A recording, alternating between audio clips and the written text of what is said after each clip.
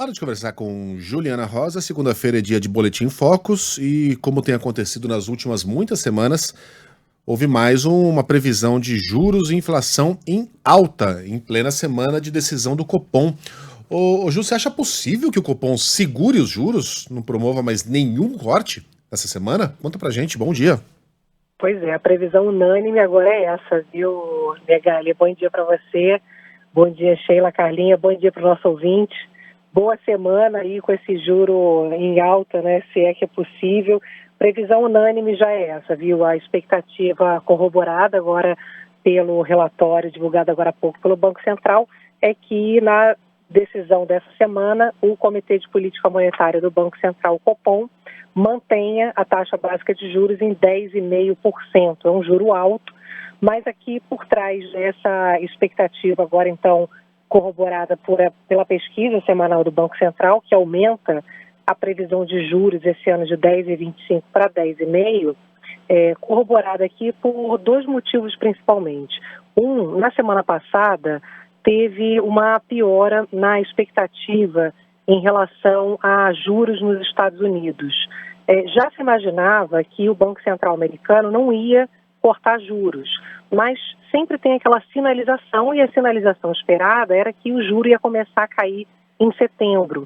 Juro começando a cair em setembro nos Estados Unidos, começaria a aliviar o dólar, né? O juro menor nos Estados Unidos faz com que o dólar fique menos fortalecido, o dinheiro comece a sair dos Estados Unidos com a queda de juros por lá, e isso é uma notícia positiva para a inflação aqui no Brasil e no mundo.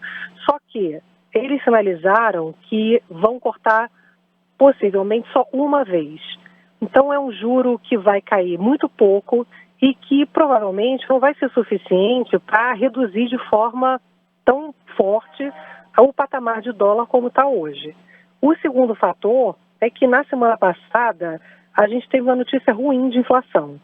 A gente estava tendo muitas notícias positivas da inflação e veio o IPCA, que mostrou que foi um dado que veio no teto ali das previsões, e por dentro também as informações também mostraram uma série de informações negativas. Os analistas disseram que inclusive foi um dado ruim num momento ruim, porque a inflação estava vindo boa e justamente no momento em que estava um ambiente negativo já do ponto de vista internacional, veio e saiu o IPCA ruim aqui dentro do Brasil. Para completar esse cenário aí de dificuldade agora para cortar juro, a gente tem o próprio Banco Central dificultando o corte de juros. Você tem o Banco Central naquele dilema ali daquela divisão, lembra no mês anterior, metade votou para um corte maior, metade para um corte menor, e foi exatamente uma divisão entre indicados pelo governo Lula e indicados pelo governo anterior.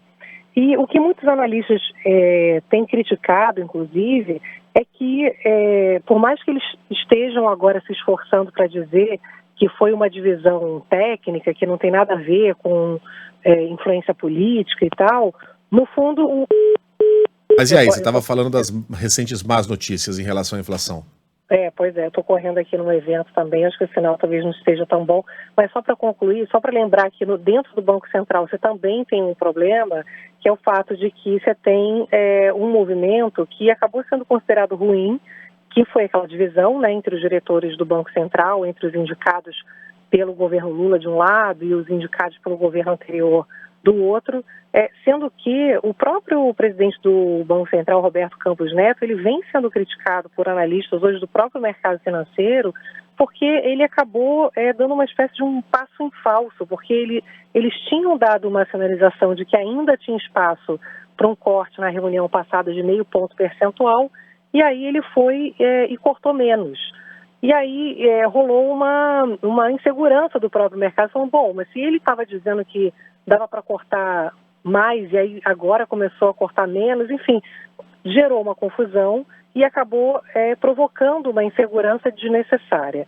Para concluir, você tem ainda nesse cenário de insegurança internacional, política, etc., né, uma cobrança enorme agora para o governo Lula cortar gastos.